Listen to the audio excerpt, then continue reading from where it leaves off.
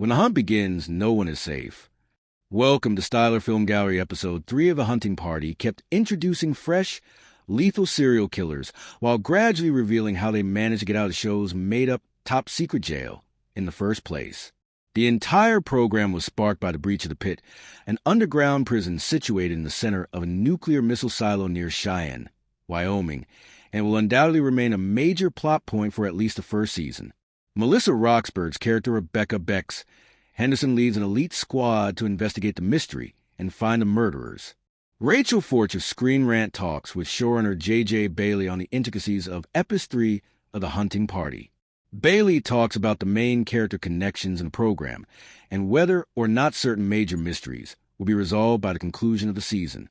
The showrunner also talked about the depravity that comes with narrating tales of the deadliest murders in the world.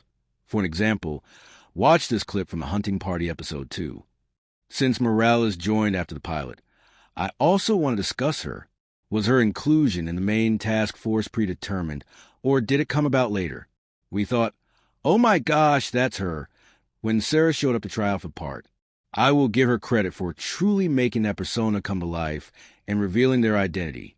We discuss how she is like a ray of sunshine in this otherwise gloomy world. She did, however, come together in a very intriguing way. We've been incredibly pleased with her, and I believe the dynamic she brings to the team will only become better as the season progresses. In The Hunting Party, Melissa Roxburgh plays the major role of an FBI agent who specializes in profiling serial killers. She also makes an appearance as Dory, Coulter Shaw's sister, in Tracker.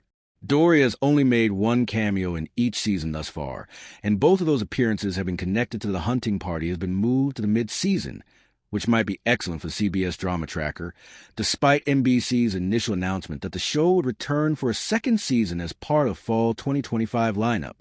Despite airing on different networks, the two programs have something in common. Bailey JJ, yes, without a doubt. Usually we get flashbacks with our weekly killer.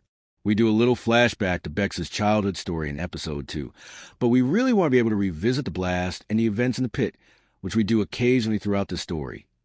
Sarah Garcia was interviewed by Screen Rant to talk about what happened in the most recent episode. She discusses how intriguing it is to witness a female serial murder on the program, and why empathy is made possible by the characters' tragic pasts. Garcia discusses what she believes distinguishes The Hunting Party from other shows and hints at how the episode may affect the rest of the season. The serial murderer in The Hunting Party Season 1. Episode 3 is a woman who kills people in an attempt to protect the environment. She bought a piece of property that she can defend since she has an obsession with wolves. I actually found myself being like, you know what? Acknowledges Garcia. I understand. Environment. It was a really intriguing interpretation of the classic serial killer. She was shocked to learn that the murderer was a woman because that's not normally what happens. Garcia believes that the justification for her actions and the fact that the pit deceiver provide a lot more moments for empathy.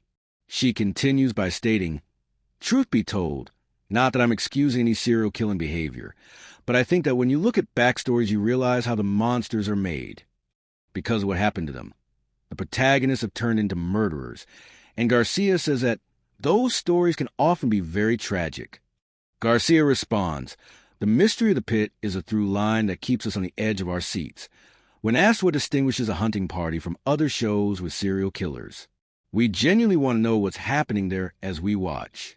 Why were these serial killers being held in secret? What was the purpose of the experiments? She says that the biggest thing that sets the show apart is that mystery and want to get to the bottom of that and really sink our teeth into that. The hunt isn't over yet.